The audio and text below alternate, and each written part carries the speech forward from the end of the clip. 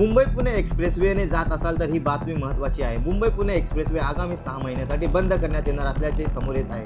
हा महामार्ग जड अवजड प्रवासी वाहनांसाठी बंद करण्यात येणार आहे। अर्थात हा मार्ग पूर्णपणे बंद करण्यात येणार नाही तर त्याचा एक भाग बंद करण्याचा निर्णय घेण्यात आला आहे, पण त्यामुळे वाहतूक कोंडीची भीती आहे। वेळेत मुंबईत पोहोचण्यासाठी तुम्हाला पर्यायी मार्ग माहिती असणे आवश्यक आहे। अभिनेता विकी कौशल, रश्मिकी मंदाना आणि अक्षय खन्ना यांच्या मुख्य भूमिका असलेल्या छावा या चित्रपटाची प्रेक्षकांना प्रचंड उत्सुकता आहे। येत्या 14 फेब्रुवारी रोजी हा चित्रपट थिएटरमध्ये प्रदर्शित होणार आहे। यासाठी आता 8 फेब्रुवारीपासून बुकिंग करू शकता। प्रयागराजमध्ये भाविकांची लूट सुरू आहे। 15-15 तास लोक रस्त्यावर उभे आहेत। रेल्वे आणि विमानात प्रवाशांना जागा मिळत नाही। तिकिटांचे दर प्रचंड वाढले आहेत। जगभरातून हिंदूंना आमंत्रण दिले आहे। सोमवारी राष्ट्रपतींचे स्नान होते, त्यामुळे 12 तास कुंभमेळ्यातील स्नान रोखले होते। राष्ट्रपतींना स्नानासाठी 12 तास लागतात का? त्या काळात भाविकांची प्रचंड हाल झाले।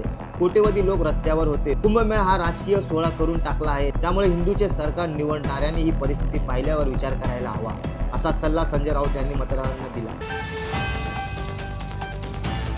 सोयाबीन खरेदीसाठी केंद्राकडून मुदतवाढ नाही, राज्य विभागाने असे स्पष्टीकरण दिले आहे। नियमानुसार 90 दिवसांचा कालावधी संपल्यानंतर आणखी 24 दिवसांची मुदतवाढ दिली होती।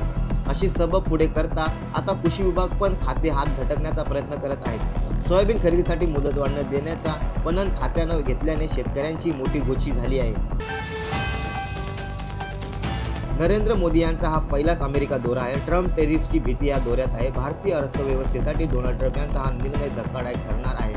स्टील आणि ॲल्युमिनियम आयातीवर 25% आयात शुल्क लावण्याची ट्रम्प यांची योजनेमुळे भारताचे $1 अब्ज नुकसान होणार आहे। त्यामुळे पंतप्रधान नरेंद्र मोदी डोनाल्ड ट्रम्प यांना हा निर्णय घेण्यापासून प्रवृत्त करू शकणार का, हा मोठा प्रश्न आहे। जागृत महाराष्ट्र न्यूज चॅनलला आता आपण ट्विटरवरती देखील फॉलो करू शकता। तसेच जागृत महाराष्ट्राच्या वेबसाईटला भेट देण्यासाठी गुगलवर टाईप करा www.jagrutmaharashtranews.com। तसेच जागृत महाराष्ट्राला ट्विटर, इंस्टाग्राम, फेसबुक आणि यूट्यूबला फॉलो करा। तसेच बातम्यांना लाईक आणि शेअर करायला विसरू नका। धन्यवाद।